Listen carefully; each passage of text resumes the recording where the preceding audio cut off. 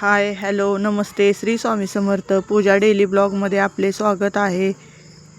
चापळ राम मंदिर आज part number 2 त्याच्यामध्ये तुम्हाला आज रामाचे दर्शन दाखवत आहे। बघा आतमध्ये बघा तरी कॅमेरा अलाउड नव्हता तरी पण थोडंसं आम्ही गपचूप असं व्हिडिओ घेतलेला आहे, कारण का म्हणलं तुमच्यापर्यंत पण शेअर करावं। मंदिर तर बघा किती भव्य आहे, असं वाटतं का नाही की पुराणा काळातली मंदिर आहे, पण त्याला परत कोरीव काम वगैरे करून ते व्यवस्थित केलेलं आहे। आणि मंदिराच्या पुढे ही एक मारुतीचं मंदिर आहे। ह्या मारुतीचं नाव दास मारुती म्हणून असे ओळखले जाते। बरोबर रामाचे मंदिर पुढे आणि हे मंदिर बरोबर समोरासमोर असे मंदिर आहे। आणि वातावरण तर बघा किती भारी दिसत होतं। सगळे इथे म्हणजे स्वच्छता वगैरे नियम वगैरे सगळं म्हणजे असं व्यवस्थित केलेलं आहे ना की विचाराय नको। बसायला म्हणजे असं आपण बसायला ठिकाणी असं हे गोल गोल करून ठेवलेलं आहे, झाडाखाली बसण्यासाठी गारवा। आणि परत ही बघा ही समाध्या वगैरे भरपूर असं काही आहे इथं। आणि हे मंदिराचं टोक हे मागचा भाग आहे बघा मंदिराचा, इतकं छान आहे ना। परिसर एवढा मोठा आहे, मस्त एकदम व्यवस्थित मन शांत होतं इथं गेल्यावर। म्हणून आम्ही कधी पण आलो ना, आता ह्या 2-4 वर्षात तर गेलोच नाही आहे, पण आलो ना तर टाईम भेटला ना तर आम्ही नक्की इथे जातो। मंदिराचं काम बघा किती कोरीव आहे आणि एकदम सुलभ दिसतंय, किती छान आहे बघा। आणि ही गुफा आहे बघा, ह्या गुफेमध्ये का नाही म्हणजे असं हो का आता मुलं जातात बघा, ती एकदम कडेपर्यंत आहे, जिथपर्यंत शिवाजी महाराज गेलेत ह्या गुफेमधनं तिथपर्यंत आहे। रामदास स्वामी आणि शिवाजी महाराजांची भेट ह्या गुफेद्वारे झालेली होती। आणि बघा ही पोरं इथवर जातात, पण काय झालं पुढं जाऊन ही गुफा आहे ना निम्म्यातनं सील केलेली आहे। पुढं जरा भीतीचं वातावरण असल्यामुळे, म्हणजे तसं तर भीती नाही आहे, पण कसं आहे आताच्या ह्याच्यामध्ये असं कोण कडपर्यंत जाऊ शकत नाही आहे, त्याच्यामुळं ही मधनंच असं बंद केलेली आहे। निम्म्यापर्यंत चालू आहे, निम्म्यापासून पुढं बंद आहे। मग हो का सगळी पोरं जाऊन त्या गुफेत थोडंफार व्हिडिओ वगैरे घेतला आणि असं मज्जा वगैरे केली, कारण का आम्ही म्हणलेलं त्यांना ते सारखे म्हणत होती मुलं की मला जायचं आहे, आम्हाला जायचं आहे मम्मी, आम्हाला बघू दे की आज जाऊन काय आहे, आणि गेल्याशिवाय कळणार पण नाही। मग म्हणलं चला गेल्याशिवाय तर तुम्हाला पण कळणार नाही, म्हणून म्हणलं जाऊन या। मग हो का ही तिघं पण गेलती आणि भावाच्या मुलीला पण घेऊन गेलती। मग त्यांना पुढं जायला रस्ता नसल्यामुळे ती निम्म्यातनं माघारी आली आणि मला म्हणायला लागली अगं मम्मी पुढं जायलाच जागा नाही आहे, म्हणजे रस्ताच नाही आहे, त्याच्यामुळं आम्ही निम्म्यातनं माघारी आलो। पण असं भीती वगैरे काही वाटली नाही आहे, चांगलं सगळ्या लाईटी पाईपलाईन वगैरे सगळं गुफेत सगळी सुविधा आहे, त्याच्यामुळं काही नाही। परत हो का फिरली इकडं तिकडं केलं आणि लगेचच बाहेर आली। आणि हे बघा बाहेर म्हणजे ही मागचा दरवाजा आहे ह्याचा मंदिराचा। आणि ही बघा सगळी इथं दुकानं वगैरे आहेत छोटीफार, आणि भक्तनिवास वगैरे इथं आहे। आणि हे वॉशरूम वगैरे सगळं म्हणजे काही कशाचं असं टेन्शन नाही आहे इथं गेल्यावर। आणि हे बघा वीर मारुती म्हणून एक आहे मंदिराच्या पाठीमागं, म्हणजे जी पटांगण आहे त्याच्या पाठीमागं एक मोठं मंदिर आहे, त्या मंदिरातच आहे, म्हणजे तिथनं 1-2 मिनटाच्या अंतरावरच आहे, डायरेक्ट मंदिराला चिटकूनच बाहेरच्या बाजूला। पण सगळं त्याला कंपाऊंड वगैरे सगळं असं पूर्ण पॅकच आहे, सगळं मंदिराची प्रशस्त जागाच आहे ती, त्याच्यामुळं काय विषयच नाही। आणि मारुती नवसाला पावणारा आहे। चापळमध्ये 2 मारुती आणि तिथनं पुढं शिंगणेवाडीमध्ये 1 मारुती आहे, असे 11 मारुतींपैकी 2-3 मारुती तर चापळमध्येच आहे, 1 उंब्रजमध्ये आहे। आणि कसं असतं बघा हे मारुती आहे का नाही पहिलं म्हणजे पुराण काळापासून त्यांना म्हणजे आहेत। आणि हे बघा इथं म्हणजे पोरं एवढी मस्ती करत होते, आणि हे सगळं बसायला करायला एवढं छान व्यवस्थित आहे ना, काय विचारायचं नाही। स्वच्छता वगैरे मस्त टापटीपपणा एकदम, असं वाटतच नाही आहे की हा मंदिराचा भाग आहे, असं म्हणजे हे आहे मंदिर आहे कुठलं म्हणून। पण इतकं छान, इतकं समाधान, इतकं प्रसन्न। आणि कडचा व्ह्यू तर बघा तुम्ही म्हणचाल की खरंच कडनं रानं वगैरे आहेत, हो का हे रानं वगैरे, आणि डोंगर पण जवळपास। आज बघा आम्ही चापळला आलो, हे चापळचं सगळं तुम्हाला आजच्या व्हिडिओमध्ये बघायला भेटेल, आणि 100% तुम्हाला 2 पार्टमध्ये मी दाखवीन, आणि आजपासून जरा मोठे व्हिडिओ येतील। आणि हा व्ह्यू बघा कसला भारी आहे एकदम, म्हणजे असं एवढं मस्त वाटत होतं का नाही काय विचारायलाच नको। आणि कसं आहे माहिती आहे का, इथनं चिपळूण, पाटण, कोयना धरण, कोयना नगर, आणि तुम्हाला सांगते अजून कोकण, ही भाग सगळे जवळ पडतात, त्याच्यामुळे इथं थंडावा गारवा असा एकदम मस्त वाटतं इकडे गेल्यावर.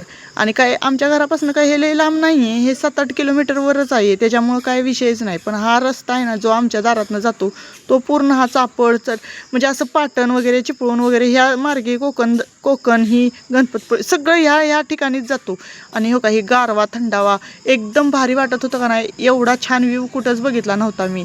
मस्त गेलं ना आम्ही भर उन्हाचं गेलतो आणि 2 वाजता, तरी पण असं समाधान वाटलं तिथं गेल्यावर की असं वाटलं नाही आपण उन्हातनं कुठल्या आलो, आपल्याला AC किंवा फॅन किंवा कूलरजवळ बसावं. मंदिरात किती गरमी होती तुम्हाला तर माहिती आहे कुठं गेल्यावर बाहेरनं आल्यावर. आणि अजून आम्ही आमच्या स्वतःच्या गाडीनं सुद्धा नाही रिक्षा करून गेलतो, त्याच्यामुळं इतकं असं वाटलंच नाही की गरमी हाय आणि आपण नको जायला कुठं, असं नाही आहे. एकदम समाधान तिथं गेल्यावर गार सगळं होतं बघा. ही खेळायला आम्ही थोडा वेळ तिथं फिरलो, बसलो, दर्शन वगैरे केलं आणि हो का निवांत बसलो एकदम एकदम पटांगण होतं. आणि कसं असतं दुपार असल्यामुळे जास्त गर्दी नव्हती. मग जसे 4-5 वाजले का नाही तशी गर्दी सुरू झाली हळूहळू. कसं असतं संध्याकाळच्या टायमिंगला किंवा सकाळच्या टायमिंगला माणसं यायला सुरुवात होत्यात. ही पोरांच्या रील्स वगैरे झाल्या, तिथं धिंगाणा झाला, फोटो वगैरे झाली भरपूर. असा टाईमपाससाठी आम्ही थोडेसे कुरकुरे आणि बिस्किटे वगैरे पण म्हणजे जेवण वगैरे करून गेलतो घरातनं. तिथं काय गेल्यावर खायचीच गरज नव्हती, पण तरी पण पोरांनी कसा हट्ट करतातच की कुठं गेल्यावर, मग ती कुरकुरे ही खाल्ले. आणि हे बघा इथं आहे ना म्हणजे असं स्पेशल रूमसुद्धा आहेत की आपण गेलोय 2-3 दिवस आपल्याला थांबायचं आहे. भक्त निवास तर आहे, पण हे स्पेशल रूमसुद्धा आहेत. आपल्याला वाटलं की घ्यावाव्या त्या आणि राहावं 4-5 दिवस, तरी पण म्हणजे असं काही विषय नाही. आणि ही सगळं मंदिराच्या आतमध्ये आहे, याला कंपाऊंड आहे बाहेरनं, त्यामुळं एकदम भारी वाटतंय.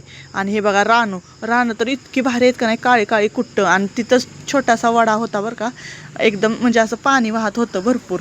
मग तिथं गेलो आम्ही, हातपाय वगैरे धुतलं. आणि मंदिरात महत्त्वाचं पिण्याचं पाणीसुद्धा फिल्टरचं आहे. आणि एकदम असं उन्हाळ्याच्या दिवसात जरी बाहेरनं माणूस आला आणि त्याला गार पाणी वगैरे भेटलं नाही, बर्फासारखं पाणी आहे हे प्यायला तिथं, त्याच्यामुळं काही विषय नाही आहे. म्हणून आम्हाला ऊन काय जाणवलंच नाही आहे. आणि हे बघा झाडं वगैरे जुनी झाडं आहे ती, इतकं छान वाटलं का नाही. आणि त्याच्यात आहे ना इथं माकडं तर लईच आहे ती. कसं झालंय ते 2 मारुतीचे मंदिर, रामाचं मंदिर असल्यामुळे का नाही कायम माकडं असते ती. हो का इथं झूम करून तुम्हाला दाखवत आहे.